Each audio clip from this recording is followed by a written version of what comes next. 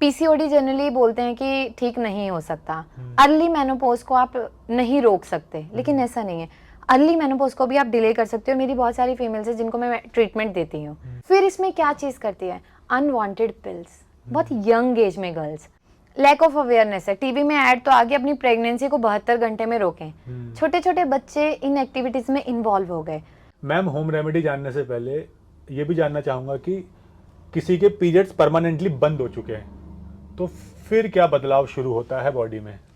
कि उसमें क्या है कि जिसको पीरियड्स नहीं आते या जो फीमेल्स मेनोपॉजल स्टेज पे हैं, 2 महीने में आए, फिर 1 महीना रह गए, 2 महीने आए, 6 महीने आए, डेली आपको क्या करना है मैं बताती हूँ। जितनी आपकी उम्र है उतने दाने गिन के रोज सुबह सूर्य उदय से पहले पानी के साथ निगलना शुरू कर दीजिए। आपकी उम्र भी 100 साल हो जाएगी। आप 1 महीने में इसके साथ डाइट फॉलो करिए प्रॉपर, उसमें भी बहुत ज़्यादा चीज़ें नहीं। नमस्कार दोस्तों, मैं हूं हिमांशु भट्ट। जैसे जैसे हमारा लाइफस्टाइल खराब होता जा रहा है उसके साथ साथ हमें इतनी हेल्थ प्रॉब्लम्स बढ़ने लगी है कि हॉस्पिटल हमारा दूसरा घर बन चुका है। और ऐसी ही एक हेल्थ इशू है विमेंस में जिसे कहते हैं मेनोपॉज। लेकिन दी हेल्थ शो में आज मैं आया हूं नजफगढ़ दिल्ली में वोहरा आयुर्वेदिक हॉस्पिटल में, जहां हम डॉक्टर उपासना वोहरा जी से जानेंगे मेनोपॉज के टाइम पर अपनी बॉडी का ध्यान कैसे रखा जाए, और जब आपके शरीर में पीरियड्स परमानेंटली बंद हो जाते हैं तो क्या क्या बदलाव शरीर में आना शुरू होता है, कैसे मोटापे को कंट्रोल किया जाए मेनोपॉज के टाइम पे, और अपनी हड्डियों को कैसे मजबूत रखा जाए। और इन सब के हम होम रेमेडीज जानेंगे कि घर पर कैसे कर सकते हैं और कौन सी दवाई आपको कब नुकसान भी दे सकती है। तो मैम, आपको प्रणाम और बहुत बहुत स्वागत है। नमस्कार, बहुत बहुत धन्यवाद। तो आपने ना बहुत अच्छा टॉपिक उठाया है, क्योंकि हमारी सोसाइटी में इस टाइम पे मेनोपॉज को लेके कोई बात नहीं करना चाहता। बहुत लैक ऑफ अवेयरनेस है। अगर मैं महिलाओं में बात करूं, अगर आज हम यहीं पे एक सेमिनार ऑर्गेनाइज करते हैं और हम उनसे सिम्टम पूछेंगे तो अगर वहाँ पे 10 महिलाएं हैं तो 9 आपको आंसर नहीं दे पाएंगे। क्योंकि उन्हें पता ही नहीं है। उन्हें ये पता है कि मेरा महीना बंद हो रहा है, मुझे ना बेचैनी सी होने लग गया है, मुझे बैठे बैठे पसीना आ रहा है, मुझे घबराहट हो रही है, अचानक से मुझे मोटापा आना शुरू हो गया, मेरे जोड़ों का दर्द बढ़ गया। लेकिन क्यों हुआ? वो डॉक्टर के पास जाते हैं, कभी भी उनको सही गाइडेंस नहीं मिलती है। तो आज हम कोशिश करेंगे इस वीडियो के माध्यम से कि मैं वो सारे पॉइंट्स को कवर करूं और क्या रीज़न रहा अर्ली मेनोपॉज होने का। तो स्टार्ट यहीं से करते हैं, लाइफस्टाइल से, क्योंकि हमारे आयुर्वेद में दिनचर्या को बहुत अच्छा बताया गया। दिनचर्या का अपना एक महत्व है, ऋतुचर्या का अपना एक महत्व है। तो दिनचर्या की शुरुआत ज़रूरी नहीं कि आप 4 बजे से करो, ब्रह्म मुहूर्त से करो। पहले मतलब मेरा ये मानना है, मैं फिर से कहूँगी कि जितनी भी वीडियोज़ आप लोग मेरी देखेंगे उसमें मैं सिर्फ अपनी राय, अपना ओपिनियन दे रही हूँ। मैं ना ही किसी की बात को गलत वहाँ पे प्रूफ कर रही हूँ, ना ही वहाँ पे सही। दिनचर्या का मतलब है आप जो भी शुरुआत करें, आप सुबह 6 बजे 7 बजे जब भी आपको लगता है, क्योंकि हम लोग का लाइफस्टाइल ऐसा हो गया कि हम रात को 12 बजे सोते हैं तो ऑब्वियसली सुबह 3-4 बजे नहीं उठ पाते हैं, क्योंकि वो 6 से 7 घंटे की जो नींद है वो हम पूरी नहीं कर पाते हैं। तो जो सबसे बड़ा फैक्टर है वो ये है हमारा स्लीपिंग पैटर्न। सब मोबाइल में इतना आदी हो गए कि हम रात को 2:30-3 बजे तक सिर्फ मोबाइल यूज करते हैं। लेटे हुए हैं तो बस हमारे ऐसे हाथ में मोबाइल होता है और हम पूरा हो रहे होते हैं और उस पर स्क्रॉल कर रहे होते हैं। और फिर मेरी तरह चश्मा लग जाता है। ठीक है चश्मा भी बाद में लगता है, लेकिन यहाँ रेडिएशन का जो डायरेक्ट इम्पैक्ट यहाँ पे जाता है, हमारे हार्मोन्स चेंज हो रहे हैं। ठीक है, सेरोटोनिन, एड्रेनलिन कहाँ जा रहे हैं, उनका रिलीज कैसे हो रहा है, हमारी थॉट प्रोसेस कैसे हो रही है, कंफ्यूजन कितना हो रहा है। डायरेक्ट हमारा इंजन ही खराब हो गया, इंजन में ही सिग्नल खराब हो गया, तो वो बॉडी में सिग्नल कैसे देगा। तो वन ऑफ द फैक्टर है स्लीपिंग पैटर्न, क्योंकि जिस तरह से हमें सही तरह से सोना चाहिए था हम वो चीज़ें नहीं कर पा रहे हैं। दूसरा, ये मतलब मैं जो ये चीज़ बोलने वाली हूँ, बहुत सारी महिलाओं को लगेगा कि ऐसी चीज़ नहीं होती है, ये फैक्टर नहीं है, ये एक्सक्यूज़ दिए जा रहे हैं। तो यहाँ पे मैं अपना तजुर्बा शेयर कर रही हूँ, क्योंकि मैं पिछले 8 साल से प्रैक्टिस कर रही हूँ और मेरे पास ऐसी महिलाएं भी आई जिनका 30-30 साल में मेनोपॉज हो गया और उसकी वजह से उन्हें जो कॉम्प्लिकेशन हो रही है, most of the women are alcoholic, smoking, chain smoker. क्या ये चीजें इंपैक्ट नहीं करती हैं? जब हम अपने शरीर के विरुद्ध आहार का और विहार वैसी एक्टिविटीज का सेवन कर रहे हैं, क्योंकि एट द एंड तो हमारी बॉडी जो हम खान पान कर रहे हैं, हमारा आहार है, या जो चीजें हम विहार जो एक्टिविटीज कर रहे हैं उस पर डिपेंड करता ही है। तो ये ऐसे फैक्टर हैं जो हमारी बॉडी में एक ऐसे चेंजेस लेके आ रहे हैं जिसे कोई मशीन डिटेक्ट नहीं कर सकती। कोई ऐसा टेस्ट नहीं है कि मैं लिख दूँ जी MRI बॉडी के करा लो तो वो चीज़ें सामने खुल के आ जाए, लेकिन जो इनके साइड इफेक्ट्स हैं वो लेटर ऑन निकलते हैं, और उसका क्या है, अर्ली ऑनसेट हो रहा है मेनोपॉज का, जहाँ हमारे पास फिर कुछ आंसर नहीं है। 30-30 साल में हमारे जोड़ों ने जवाब दे दिया। जब अपने गांव में देखते हैं 60-65 साल में हमारी दादी नानी घास उठा के, मटके उठा के फिट चल रही हैं, 5-5 किलोमीटर चल रहे हैं, वहां हम ना बेस्ट ऑर्थोपेडिक्स ये सर्च कर रहे होते हैं, ठीक है, best medicine for joint pain, best home remedy for joint pain, how to cure your joint pain in 7 days, ये चीजें सर्च करते हैं। क्यों? हम रिस्पॉन्सिबल है, कोई और रिस्पॉन्सिबल नहीं है। किसी ने नहीं कहा था यार रात को 4 पैग लगाओ और सो जाओ। और यही फैक्टर है फीमेल्स में इनफर्टिलिटी का, और जो फीमेल बहुत ज़्यादा लंबे टाइम से इनफर्टाइल हैं, IVF, IUI इन चीज़ों की तरफ चल रही हैं, आर्टिफिशियली उन चीज़ों को अडेप्ट कर रही हैं। क्या है, अगर आप IVF अडेप्ट करते हो आपको इंजेक्शंस बहुत ज़्यादा लग रहे हैं, ठीक है, ओवुलेशन को बूस्ट कर रहे हैं, बाहर से हार्मोन्स बॉडी में दिए जा रहे हैं। अब मेरी बॉडी की क्षमता है 2 रोटी खाने की, अब मम्मी पकड़ पकड़ के मेरा मुंह खोल के और उसमें 10 भर दे, 9 तो अंदर चलेगी, 10वीं बेचारी बाहर रहेगी, और थोड़ी देर में 9 की 9 भी उल्टी मारेंगे। वो उल्टी क्या निकल रही है, मेनोपॉज, क्योंकि बॉडी में कुछ बचा ही नहीं, तो वो वहां से चीजें निकल रही हैं। फिर इसमें क्या चीज करती है, अनवांटेड पिल्स, बहुत यंग एज में गर्ल्स। ये एक ऐसा मुद्दा है ना जिसमें लोग बात नहीं करते, लैक ऑफ अवेयरनेस है। टीवी में ऐड तो आगे अपनी प्रेगनेंसी को 72 घंटे में रोकें, छोटे छोटे बच्चे इन एक्टिविटीज में इन्वॉल्व हो गए, अब डर आ गया, गलती से कुछ हो गया, प्रेगनेंसी पॉजिटिव आ गई, अब क्या करें। तो छोटे छोटे बच्चों के, मतलब इवन मैं हिमांशु आपसे शेयर करूं, मेरे पास कितने ऐसे केसेस आते हैं कि उनकी शादी हुई है लेकिन बिफोर मैरिज उनके 3-3 4-4 अबॉर्शन हो चुके हैं जो उन्होंने पिल्स खा के किए हैं। तो उन केसेस में भी आप देखना कि अर्ली मेनोपॉज आ रहा है। अच्छा, और इसके बाद करता ही नहीं है कोई नहीं करता, बिल्कुल नहीं करते हैं। लेकिन मैं आपको बिल्कुल क्लियर बोल रही हूँ, ये पिल्स विल्स कुछ नहीं, ये क्या कर रही है, आपके बॉडी में हार्मोन्स चेंज कर रही है, और ये इतना भयंकर हार्मोनल चेंजेस आ रहा है कि उसके बाद आपके पीरियड्स रेगुलर नहीं होते, पीरियड्स रेगुलर नहीं हो रहे, आप PCOD में जा रहे हो। PCOD भी फैक्टर है, क्यों? क्योंकि पूरा टाइम तो पीरियड्स आते ही नहीं है, 1 महीने में आ रहे हैं। बेचारे जिनके रेगुलर है उसमें फ्लो इतना स्कैंटी है, फ्लो ही खुल के नहीं है, पूरा 5-5 दिन निकल जाते हैं पीरियड्स में, 1-1 2-2 पैड चेंज होते हैं। आज चेंज किया, किस लिए लगा रहे हैं, हाइजीन बेस से लगा रहे हैं, है तो स्पॉटिंग है वहां पे। तो ये सारे फैक्टर हैं जो अर्ली मेनोपॉज कर रहे हैं। फिर इसमें डाइट, हमारा खान पान क्या हो गया, सब लोग वर्किंग हो गए, पहले ये इशू नहीं आता था, लोगों की डाइट बहुत हेल्दी थी, 10-10 रोटियां भी लोग डाइजेस्ट कर लेते। और आज के टाइम में क्या हो गया, अगर हमने 4 रोटी खा ली तो मोटे हो जाएंगे, और मोटे होने के चक्कर में ना हमने बिल्कुल कैलोरी डेफिशिएंट डाइट पे खुद को डाल दिया है। और ये भी वन ऑफ द फैक्टर है, क्योंकि हमारे शरीर में कार्ब्स की भी उतनी ज़रूरत है, फैट की भी, प्रोटीन की भी, हर चीज़ की ज़रूरत है। लेकिन हमें तो खुद को मेंटेन करना है भाई, 50 साल में हम दिखने 20 के चाहिए, चाहे कुछ भी हो जाए, ठीक है। लेकिन हम उसके खुद के साथ खिलवाड़ कर रहे हैं, किसी के साथ नहीं कर रहे।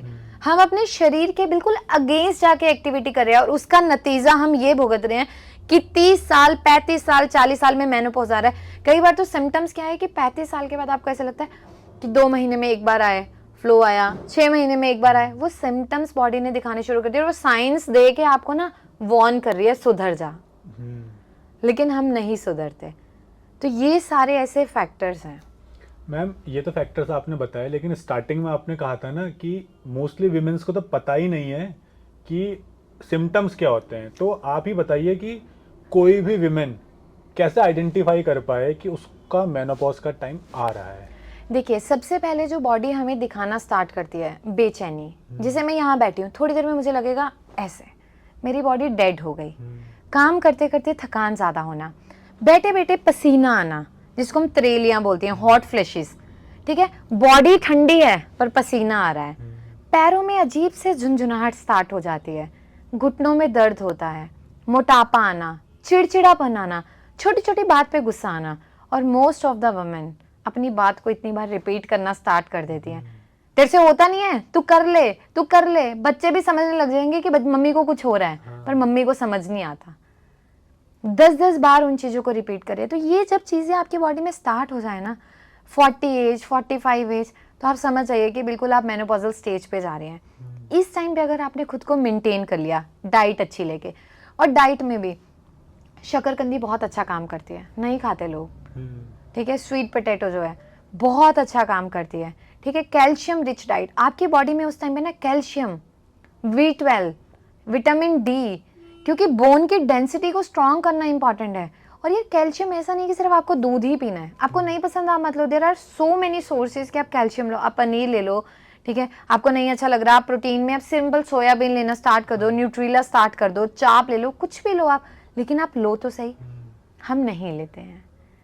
तो ये सारे कहीं ना कहीं फैक्टर्स हैं, और ये सारे मतलब आप ये लगा लीजिए कि फैक्टर्स ही हैं वहाँ पे।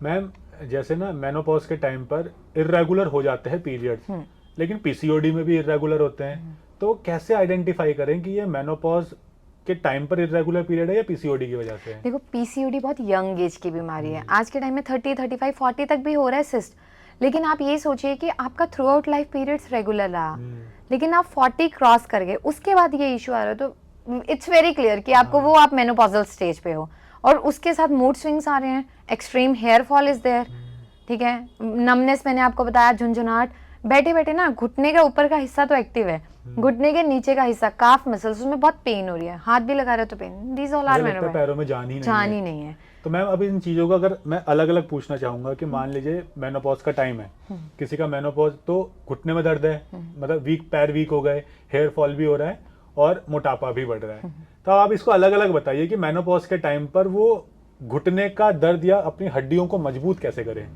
देखो, ये बहुत अच्छा क्वेश्चन है। मैं बताऊं, जैसे ना पुराने टाइम में क्या होता था, मुझे ना बड़ा अच्छा लगता था, हमारे घर में ना हर टाइम पे पिन्नियाँ बनी रहती थी, मम्मी बनाते थे देसी घी की पिन्नियाँ, ठीक है। उसमें ऐसे इंग्रेडिएंट को यूज़ किया जाता, वो क्यों किया जाता था, और 80-80 साल तक महिलाएं क्यों एक्टिव रहती थी? मेनोपॉज भी आ गया, वो उसके बाद भी चलती रहती थी। क्या कभी आपने सुना, या आपके आसपास कोई भी ऐसा हो, आपने सुना था कि मेरे जोड़ों में दर्द हुआ, ये चीज़ हुई? सबसे बढ़िया ये सॉल्यूशन है उसका कि जो जिस ऋतु के अनुसार आपको चीज़ें बताई गई ना, आप खाइए। और पिन्नियों में भी खसखस, मखाना, ऐसे पंचमेवा, इनका इस्तेमाल करके आप बनाइए। और मैं कह रही हूँ कि विंटर सीजन में सिर्फ आप अक्टूबर से लेके ना मार्च तक पिन्नियाँ खाइए, दबा के खाइए। आपके शरीर में इतनी क्षमता होती है कि वो उसको पचा लेता है, वो आपको इतनी स्ट्रेंथ देंगी, आपकी बोन की डेंसिटी को इतना इंप्रूव कर देंगे कि आपको किसी चीज़ की ज़रूरत नहीं है। और वही चीज़ जब आप गर्मियों में आएंगे, क्योंकि अब गर्मियों में तो हम पिन्नियाँ बहुत ज़्यादा गर्म लगती हैं, हर इंसान की तासीर वैसी नहीं होती, कुछ इजीली डाइजेस्ट करते हैं, किसी की तासीर गर्म होती है तो उसको वैसे ही घबराहट बेचैनी स्टार्ट हो जाती है। तो वहाँ पे हम क्या करें? गर्मियों में बहुत सिंपल सोल्यूशन है कि खुद की बॉडी को हाइड्रेट रखें। हाइड्रेट में आप बहुत तरह की ड्रिंक यूज़ कर सकते हैं, ठीक है। वहाँ पे हम लिंक नहीं करेंगे कि ये चीज़ कैल्शियम से लिंक है, आपको बॉडी को फिट रखना है। आप लेमन जूस पीजिए, आप वाटरमेलन लीजिए, आप ग्रीन वेजिटेबल का जूस पीजिए, आप मल्टीपल चीज़ों को, स्मूदी लेना स्टार्ट कर दो, ड्रिंक्स को इन्वॉल्व करो, आपकी जितनी भी हड्डियों में दर्द है बहुत बेटर फील करोगे। और मैम बहुत से लोग हड्डियों को मजबूत करने के लिए या कहें कि जो घुटनों में दर्द हो रहा है इसको दूर करने के लिए कैल्शियम की टैबलेट्स लेते हैं, वो भी नेचुरली नहीं, केमिकल बेस्ड। वो फायदा करती हैं, या अगर करती हैं तो फिर नुकसान भी क्या करती है साथ में? अच्छा, मैं यहाँ पे ना एक चीज़ पूछना चाहूँगी हिमांशु, देखिए आज के टाइम में ना आपने भी ये चीज़ देखी कि मैक्सिमम यूथ में ना विटामिन डी सबसे कम है। हाँ जी। लोग जो हैं ऑरल सस्पेंशन पे शिफ्ट हो गए हैं, हफ्ते में मैं तो एक सैशे ले रहा हूँ, मैं तो एक नैनो शॉट ले रहा हूँ, मैं तो गोली ले रहा हूँ, फिर कैल्शियम कम है तो हम उसकी गोलियाँ, और दूसरी तरफ हम कंप्लेंट करते हैं कि हमें मोटापा हो गया। वो कहाँ से आ रहा है? विटामिन डी और कैल्शियम भी तो एक उसकी सोर्स है ना, जो आपको ओबेसिटी कर रही है वहाँ पे। तो ये चीज़ें गलत हैं। उससे बेटर क्या है, आप अपनी डाइट इंप्रूव करिए। डेली सुबह जिन भी लोगों को मेनोपॉजल सिम्टम्स स्टार्ट हो गए हैं, विटामिन डी की डेफिशिएंसी है, सूर्य उदय के टाइम पे 30 मिनट आप सिर्फ सूरज की किरणों में बैठिए, आप शॉर्ट्स पहन लीजिए, सैंडो पहन लीजिए, 1 महीने में आपके विटामिन डी की डेफिशिएंसी खत्म होकर आपकी बोन डेंसिटी इतनी इंप्रूव हो जाएगी, हड्डियां मजबूत हो जाएंगी। कैल्शियम में आप बहुत सिंपल है, आप मखाना लेना स्टार्ट करिए डेली, वो इतना अच्छा काम करता है आपकी बॉडी में। मैम इसको भी मैं थोड़ा और क्लियर करना चाहूँगा। बहुत लोग कहते हैं कि ठीक है, सन बाथ जो आपने बताया कि सूरज के सामने बैठो, तो एक तो इसका सबसे सही टाइमिंग कौन सा है, क्योंकि हर कोई अलग अलग टाइमिंग बताता है, और दूसरा ठीक है ये तो सब कहता है कि जितना बॉडी को एक्सपोजर दोगे सन को, जितनी ज़्यादा बॉडी आपके बिना कपड़ों के रहेगी, जितना पोर्शन उतना ज़्यादा अच्छा है, लेकिन क्या बिना ऑयल लगाए बॉडी पे बैठते हैं या ऑयल लगा के? जो सबसे सही टाइम होता है वो होता है सूर्योदय के टाइम पे, क्योंकि अल्ट्रावायलेट रेडिएशन का इफेक्ट कैसा वहां पे जा रहा है। जो सुबह की सूरज की किरणें हैं ना, वो सबसे सही होती हैं। बिना ऑयल के आप नॉर्मल बैठो, हफ्ते में एक बार, 15 दिन में एक बार मड बाथ लेना स्टार्ट करो। हमें तो आज इतनी सी मिट्टी लग जाए हमें घबराहट होती है, और हम छोटे होते थे तो हमारी मम्मी मिट्टी के वो पूरे में हमें लिटाते थे। हाँ, मिट्टी में ही खेलते थे। आज के लोगों को मिट्टी से एलर्जी है। और आज के टाइम में मिट्टी इतनी होगी मुझे तो स्नीजिंग होगी, ओ माय गॉड, ये वाले टाइप हो चुका है पूरा। आपको देखो, अगर मेरा जो ओपिनियन है, अगर आप सीरियसली अपने आप को फिट करना चाहते हो और आपने सोच लिया है कि जो मेनोपॉजल जितने भी मेरी बॉडी में इश्यू आ रहे हैं, I have to overcome the things, तो मैं कैसे करूँ? बहुत आज से आप एक सिंपल फंडा अपना लीजिए, डेली सुबह आधा घंटा आपको सूरज की किरणों में बैठना, बिना ये सोचे कि मेरी नींद खराब हो रही है। 1 महीना आप करके देखिए, हर हफ्ते आपको मड बाथ लेना है। आप चीकनी मिट्टी ले आइए अपने घर में, आपको कोई ना कोई, हमारे घर का हमेशा हिस्सा होता है जहाँ पे बहुत अच्छी धूप आती है। आप निक्कर पहन लीजिए, शॉर्ट्स पहन लीजिए, सैंडो पहन लीजिए, अपनी पूरी बॉडी को मड से कवर कर लीजिए, इंक्लूडिंग योर फेस, बालों पे भी। आप बैठिए धूप में, आप 1 महीने में इसके साथ डाइट फॉलो करिए प्रॉपर। उसमें भी बहुत ज़्यादा चीज़ें नहीं, सिर्फ न्यूट्रेला लेना स्टार्ट कर दीजिए अगर आपको पसंद है। वो पसंद नहीं है तो स्प्राउट्स लेना स्टार्ट कर दीजिए, शकरकंदी लेना स्टार्ट कर दीजिए। आप 1 महीने बाद सिर्फ इन चीज़ों से, थोड़े टाइम पे मखाना खा लिया, काले चने खा लिए, सफिशिएंट है। तो ये तो मैम हड्डियों को मजबूत करना हो गया और जॉइंट पेन को दूर करना हो गया। अब बात आती है हेयर फॉल जो होता है मेनोपॉज के टाइम पे, उसको कैसे कंट्रोल करें? देखो, ये सारी चीज़ें इंटरलिंक करती हैं। जब आपकी ये चीज़, शायद मुझे नहीं पता कभी डिस्कस किया या नहीं, जो हमारे बाल हैं वो हमारी हड्डियों का मल है, हमारी जो अस्थि धातु है उसका मल हमारे केश हैं। अगर आपकी हड्डियां ही स्ट्रांग होगी तो आपको कभी हेयर फॉल होगा ही नहीं, क्योंकि आपका विटामिन डी भी बैलेंस है, आपका कैल्शियम भी बैलेंस है, तो आपके बालों की अपने आप स्ट्रेंथ आ गई। तो आपको कुछ एक्स्ट्रा एफर्ट नहीं करना वहां पे। जॉइंट पेन को दूर करने, हड्डियों को मजबूत करना, हेयर फॉल को रोकने के लिए अलग एफर्ट की जरूरत अलग नहीं है। एफर्ट की जरूरत नहीं है। बाकी आप बहुत अच्छी केयर करना चाहते हो तो ये ऐसी रेमेडी है जो मैं आजमाती हूँ, जो मुझे हेयर फॉल होता है, क्योंकि सीजनल हर इंसान को होता ही होता है। ठीक है, वो चाहे हम डॉक्टर हो तो ऐसा नहीं है कि भगवान है, ज्यादातर बरसात के टाइम और बरसात में तो 101% होता है, बट हम उसकी वो फ्रीक्वेंसी को रिड्यूस कर सकते हैं। मैं बहुत सिंपल रेमेडी करती हूँ, जिनको भी एक्सट्रीम हेयर फॉल है आप अपनाना, फिर कमेंट्स में बताना सर को। मैं क्या करती हूँ, कोकोनट ऑयल लेती हूँ और उसमें 1 चम्मच नींबू का रस डालती हूँ। जिस दिन मेरे पास 3 दिन बिल्कुल टाइम है, सुबह मसाज किया, शाम को फिर से उसी पे मसाज किया, नेक्स्ट डे मॉर्निंग फिर मसाज किया, next day evening, then third day morning evening, मतलब 6 टाइम्स। हर बार जो ऑयल लगा है उसी के ऊपर ऑल ऑयल को एब्जॉर्ब कराना है, और आप देखिएगा कि आपका ना स्कैल्प उतना ऑयल एब्जॉर्ब करता जाएगा पूरा। उसके बाद 7 टाइम नेक्स्ट डे मॉर्निंग आप वॉश कर लीजिए, और इसको जस्ट 2 वीक्स आप रिपीट करना, हेयर फॉल 0। मैं खुद ट्राई करके देखूंगा। आप ट्राई करना, लिटरली आप मुझे इसका फीडबैक शेयर करना, ठीक है? अगर आपकी बोन डेंसिटी बहुत ही वीक होगी तो हो सकता है 1 वीक और लगे, बट आप 1 वीक करने के बाद मेजर डिफरेंस इसमें फील करोगे। मतलब मेरा तो इसी से रुकता है। तो मैम इसमें ऐसा तो नहीं है कि अगर विंटर्स के टाइम पर हम कोकोनट ऑयल यूज करेंगे तो फिर वो सूखने के बाद? नहीं, जब आप ऑयल अप्लाई कर देते हो वो चिपकता नहीं है, क्योंकि आपके बाल जो हैं, आपके फॉलिकल्स, रूट्स, स्कैल्प, वो एब्जॉर्ब कर लेता है उतना। हाँ, जो लोग सबसे बड़ी यहाँ पे गलती करते हैं ना, तेल को गर्म करने में डायरेक्ट हीट करने की करते हैं। ऑयल को कभी भी डायरेक्ट हीट नहीं करना चाहिए। तो आप पानी गर्म कर लीजिए, उसमें रख के पिघाल लो, या मैं जो चीज़ करती हूँ, मैंने तो बहुत सिंपल लगा, एक कड़छी ले ली, स्पून, उसको गर्म किया, गैस बंद कर दी, उसमें वो तेल डाला, वो गुनगुना हुआ और उसको अप्लाई कर लिया।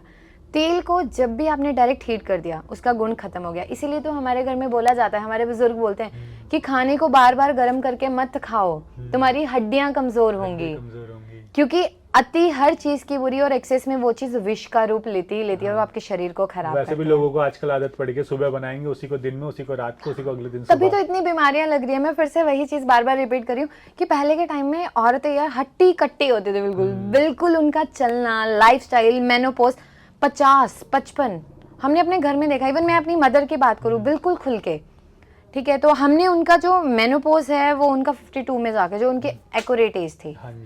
लेकिन अब जो मैंने आपको केसेस बताए, 30, 33, 34, सेम इशू, मतलब सेम कॉजेज हैं उसके। पीसीओडी हो गया, इनफर्टिलिटी, ड्रग्स का यूज फीमेल्स में बहुत कॉमन हो गया, smoking, alcohol, unwanted pills, self abortion, दिनचर्या जो रात्रि की हमारी नींद पूरी हो रही है, over thinking, multiple thoughts, negative thinking, चीजें इम्पैक्ट तो कर रही है ना। हमें लगता है नहीं कर रही, पर वो आप खुद को कंट्रोल कर रहे हो, लेकिन एक बार तो ब्लास्ट होगा।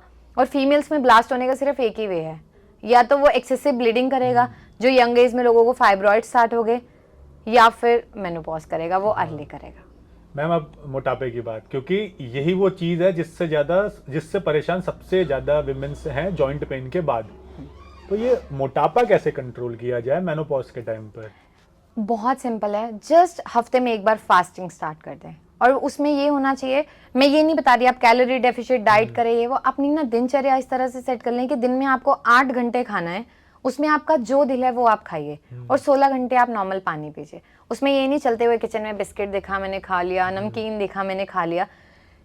1 महीना आप ऐसे कर लीजिए, 1 महीना नॉर्मल डाइट फॉलो कर लीजिए, 1 महीना ऐसे कर लीजिए। आपको जितना भी ओबेसिटी है 6 महीने के अंदर अंदर आपका फैट बहुत अलग लेवल पे बर्न होना स्टार्ट हो जाएगा। 6 दिन हफ्ते में जो मैंने रूटीन बताया फॉलो करिए, 1 दिन उसमें वाटर फास्ट। अच्छा। 24 घंटे सिर्फ आपको पानी पीना है। फिर उसमें ये क्वेश्चन नहीं होना चाहिए इसमें नींबू डाल लें, तुलसी के पत्ते डाल लें, जूस ले लें, नहीं, वाटर मीन्स वाटर। क्योंकि आपके बॉडी में जो पुराने सेल बन रहे हैं, वेट लॉस क्यों नहीं होता? लोग सब ट्राई करते हैं, इवन मेनोपॉज में भी फीमेल सब चीज़ ट्राई कर चुकी होती है, लेकिन नहीं होता। डाइट कुछ नहीं खाती, हर लेडी मेरे पास भी आके बोलती है मैम हम कुछ नहीं खाते, 2 रोटी खाती हूँ फिर भी वजन कम नहीं होता। क्यों नहीं होता? क्योंकि हमारी बॉडी में प्लेटो आ गया। विजरल फैट और एडिपोज टिश्यू ने बॉडी के अंदर से सिग्नल दे दिया कि तुमने मुझे इतने साल कुछ खाने को ही नहीं दिया, तो मैं बर्न कैसे हूँ? अब तो मैं जम चुका हूँ वहां पे, अब मैं नहीं बर्न हो सकता। तो उस चीज को ब्रेक करने के लिए 8 घंटे खाओ जो दिल है, मैं किसी चीज को मना नहीं कर रही।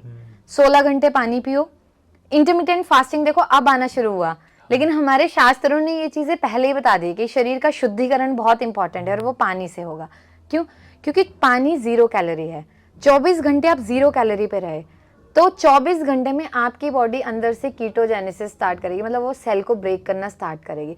और एक बार में कुछ नहीं होगा, लेकिन बार बार आप उस चीज़ को पुश करोगे तो आपकी बॉडी कहीं ना कहीं वो चीज़ दिखाना स्टार्ट करेगी।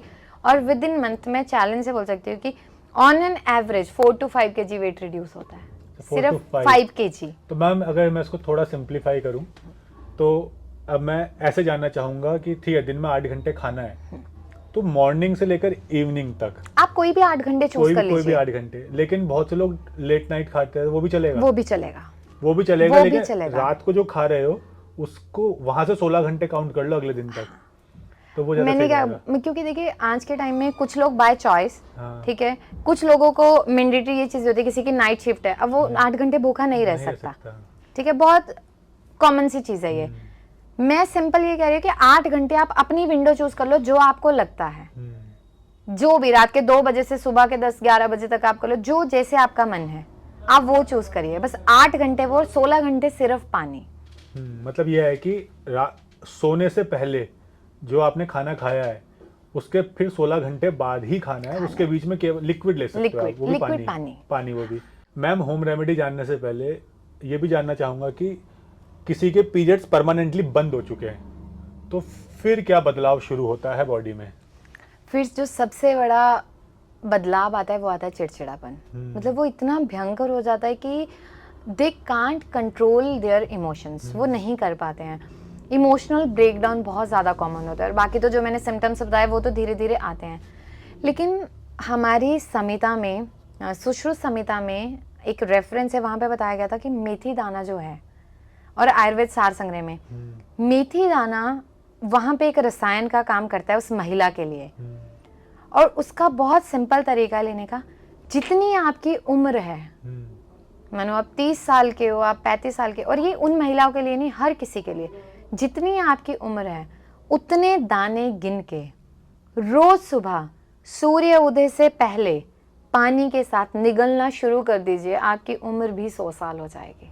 अच्छा, लेकिन मैम मेथी दाना तो बताते गर्म होता है, बहुत से लोग कहते हैं रात को भिगाना चाहिए, तो क्या, और कई लोगों को सूट नहीं करेगा, जैसे किसी के शरीर में हीट ज़्यादा जनरेट हो रही है, पित्त बढ़ा हुआ है, तो क्या वो भी मेथी दाना कंज्यूम कर सकते हैं? मैंने आपको बताया कि आप सूर्य उदय से पहले उतने दाने गिनकर जितनी आपकी उम्र है आप लेना।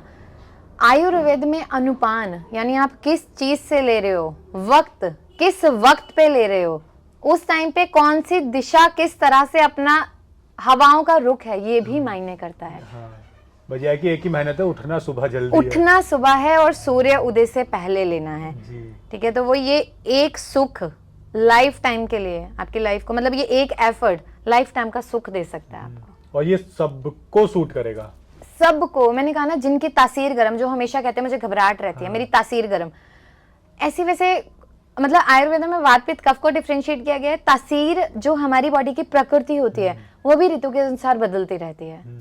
संचय, प्रकोप और प्रशमन, तो वो बदलती हैं, लेकिन मेथी दाना इस रूप में हर इंसान को सूट करेगा। मैम इसमें लास्ट क्वेश्चन ऐड ऑन करना चाहूँगा, जिनके पीरियड्स बंद हो जाते हैं या काफ़ी टाइम से आए ही नहीं होते हैं, चाहे वो पीसीओडी हो, इरेगुलर पीरियड्स हो या मेनोपॉज के टाइम पर पीरियड्स बंद हो गए हो, वो पीरियड्स को लाने के लिए दवाइयाँ खाते हैं। मैं ये नहीं कहूँगा कौन सी दवाई, लेकिन उसका नुकसान क्या है जो नेचुरल तरीके से पीरियड्स को नहीं ला रहे हैं।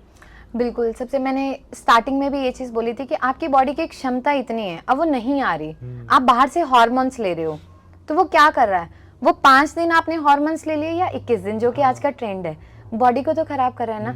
सबसे बड़ा साइड इफेक्ट जो आता है वो हिर्सुटिज्म।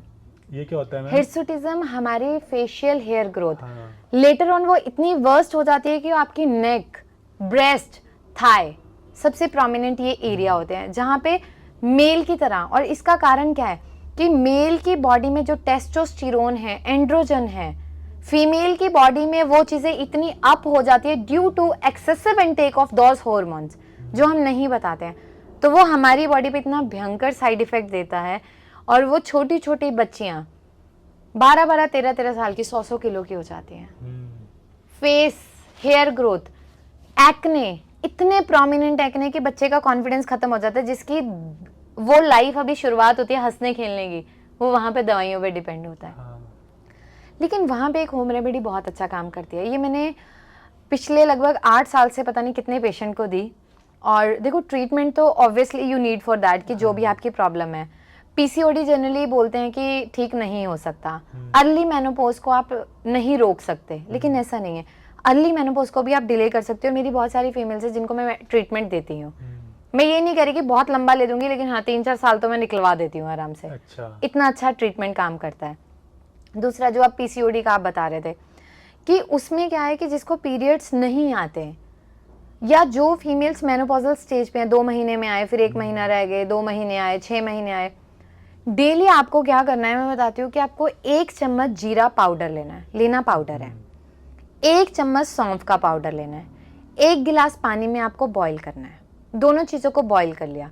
बॉईल करने के बाद आप उसे ढक के रख दीजिए गुनगुना होने के लिए।